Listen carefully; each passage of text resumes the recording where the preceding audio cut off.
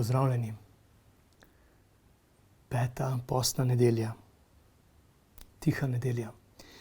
Med tistimi, ki so na praznik prišli moliti, je bilo tudi nekaj Grkov. Ti so stopili k Filipu, ki je bil iz Becajde v Galileji, ga prosili in rekli: Gospod, radi bi videli Jezusa.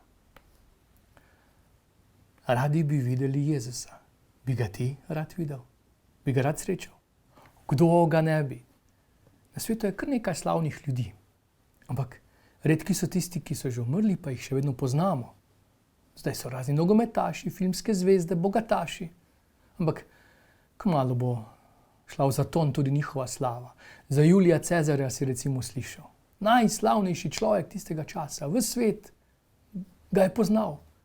Ampak tako slaven je bil, da so mislili celo in verjeli, da je Bog. Ampak kaj pa veš o njem? Kaj pa je ostalo o njem? Si predstavljaš, da bi dobil stopnico za polet na Luno?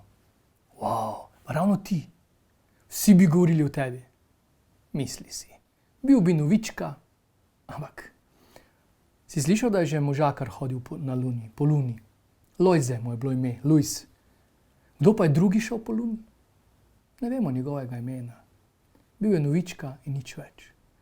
Skratka, splača se, da pa vzameš zares to, kar je Jezus kot slavna oseba.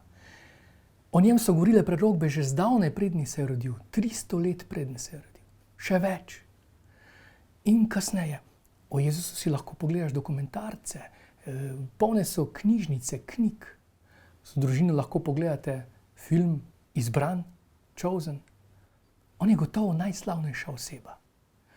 K Jezusu so prihajali nekoč, oddaleč in blizu, in danes govorimo o njem.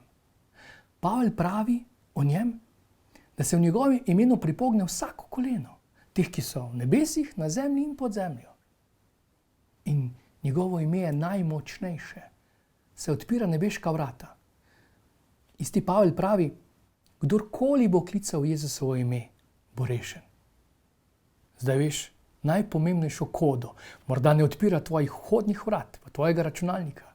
Odpira pa nebeška vrata. Ne pozabi Jezusovo ime. Bog te živi.